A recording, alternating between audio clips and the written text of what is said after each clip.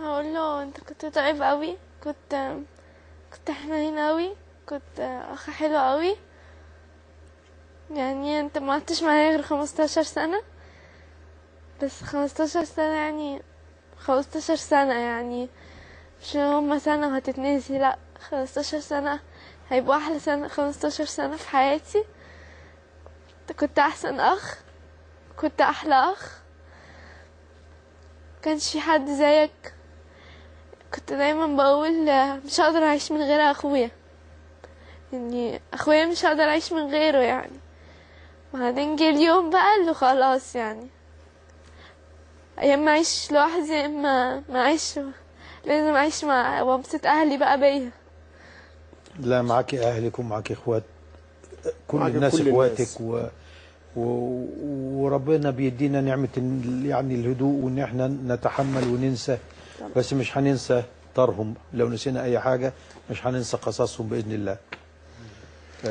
يعني احنا نشكركم ومتألمين ألمكم وفاهمين اللي انتوا فيه.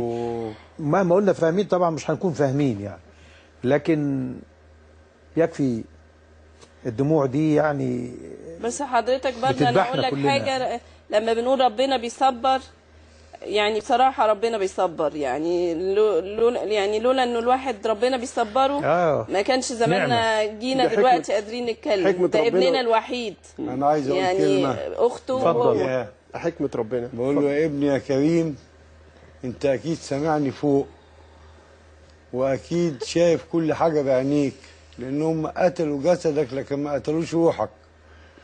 انت يا حبيبي وحشتني قوي قوي قوي. انت والدتك هتتقطع عليك واختك بتتقطع عليك.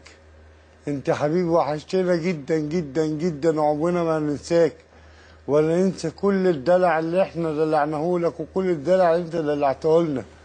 مش هننسى يوم وقفتك في البيت وانت بتنطط بتقول اوه اهلاوي. انت يا حبيبي في قلوبنا، ومهما كان لغايه يوم اللي هننتهي فيه انت معايا في قلبي يا حبيبي، مش هنساك. مدام داليا عايزه تضيفي حاجه؟ شكرا.